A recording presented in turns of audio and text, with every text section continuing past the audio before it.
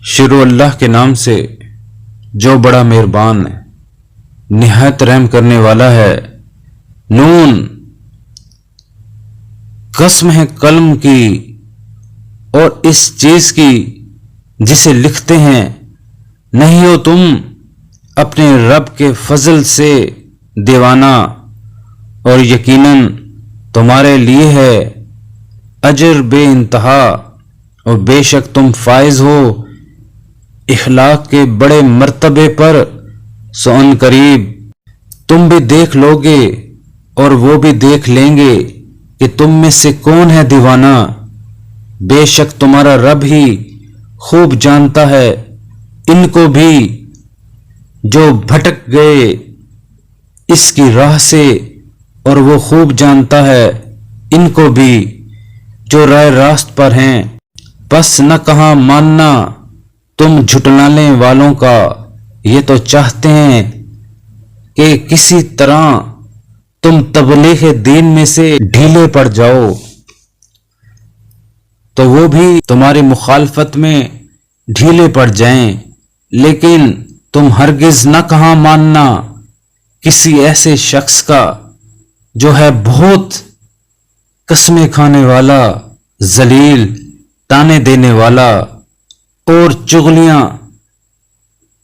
کھاتے پھرنے والا، بھلائی سے روکنے والا، حد سے بڑھ جانے والا، بڑا گناہ گار، سرکش، ان سب ایوب سے بڑھ کر یہ کہ وہ بد اصل بھی ہے، اس بنا پہ کہ ہے وہ مالدار اور صاحب اولاد۔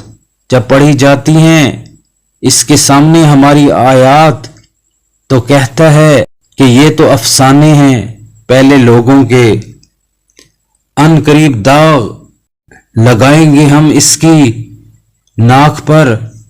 ہم نے آزمائش میں ڈالا ہے ان کفار مکہ کو، جس طرح آزمائش میں ڈالا تھا ہم نے ایک باغ والوں کو، جب انہوں نے قسم کھائی تھی کہ ضرور ہم پھل توڑیں گے اپنے باغ کا صبح سویرے، اور انشاءاللہ نہ کہا تھا، تو پھر گئی اس باغ پر ایک آفت تیرے رب کی طرف سے جبکہ وہ سو رہے تھے، پس ہو کر رہ گیا وہ کٹے ہوئے کھیت کی طرح۔ پھر پکارا انہوں نے ایک دوسرے کو صبح سویرے، یہ کہ چل پڑو صبح سویرے اپنی کھیتی کی طرف، اگر تمہیں پھل توڑنے ہیں۔ چنانچہ وہ چل پڑے، اور وہ آپس میں چپکے چپکے کہتے جاتے تھے کہ نہ داخل ہونے پائے یہاں آج تمہارے پاس کوئی مسکین، اور گئے وہ صبح سویرے لپکتے ہوئے اس انداز سے گویا کہ وہ ہر چیز پر قادر ہیں، مگر جب دیکھا انہوں نے باغ کو تو کہنے لگے یقیناً ہم راستہ بھول گئے ہیں، نہیں بلکہ ہماری تو قسمت ہی پھوٹ گئی ہے۔ کہا ان کے بہتر آدمی نے، کیا نہیں کہا تھا میں نے تم سے کہ کیوں نہیں تسبیح کرتے تم؟ وہ پکار اٹھے پاک ہے ہمارا رب، بے شک ہم ہی تھے ظالم۔ پھر ایک دوسرے کی طرف منہ کر کے باہم ملامت کرنے لگے اور کہنے لگے ہائے بد نصیبی، بے شک ہم ہی تھے سرکش، کچھ بعید نہیں کہ ہمارا رب بدلے میں دے دے ہمیں بہتر اس باغ سے، بے شک ہم اپنے رب کی طرف رجوع کرتے ہیں۔ ایسا ہوتا ہے عذاب، اور عذاب آخرت تو کہیں بڑھ کر ہے۔ کاش یہ لوگ جانتے اس بات کو، یقیناً ہیں متقیوں کے لیے ان کے رب کے ہاں نعمت بری جنتیں۔ کیا کر دیں ہم فرما برداروں کو مجرموں کی مانند؟ کیا ہو گیا ہے تمہیں؟ کیسے فیصلے کرتے ہو تم؟ کیا تمہارے پاس ہے کوئی کتاب جس میں پڑھتے ہو تم کہ ضرور تمہارے لیے وہاں کچھ ہے؟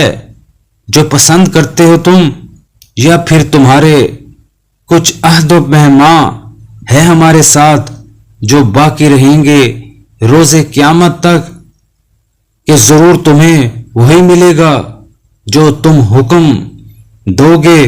पूछो इनसे कि इनमें से कौन है जो इसका जामिन है, या हैं इनके लिए ठहराए हुए कुछ शरीक, तो लाएं ये अपने शरीकों को अगर हैं ये सच्चे।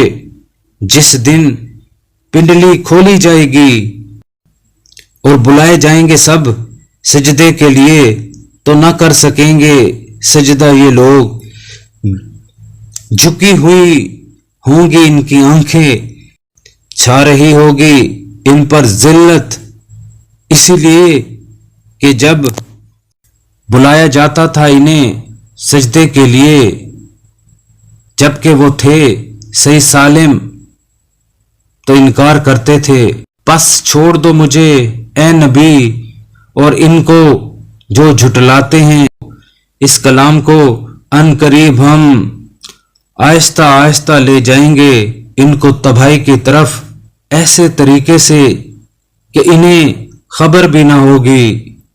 और मैं इन्हें मोहलत दिए जा रहा हूं, बेशक मेरी चाल बड़ी मजबूत है। क्या तुम तलब करते हो इनसे किसी किस्म की उजरत जिसकी वजह से ये बोझ तले दबे जा रहे हैं, या फिर इनके पास है गैब की खबर जिसे ये लिख लाते हैं? सो इंतजार करो अपने रब के फैसले का, और न हो जाना मछली वाले यूनुस की तरह जब इसने पुकारा था अपने रब को और वो गम से भरा हुआ था। अगर न शामिल हाल होती इसके मेहरबानी इसके रब की, तो फेंक दिया जाता खुले मैदान में और होता वो मुलामत ज़दा। आखिरकार नवाजा इसे इसके रब ने और शामिल कर लिया इसे सालिहीन में। और ऐसा लगता है कि जैसे ये काफिर उखाड़ देंगे तुम्हारे कदम अपनी बुरी नजरों से जब सुनते हैं कुरान, और कहते हैं ये तो जरूर दीवाना है।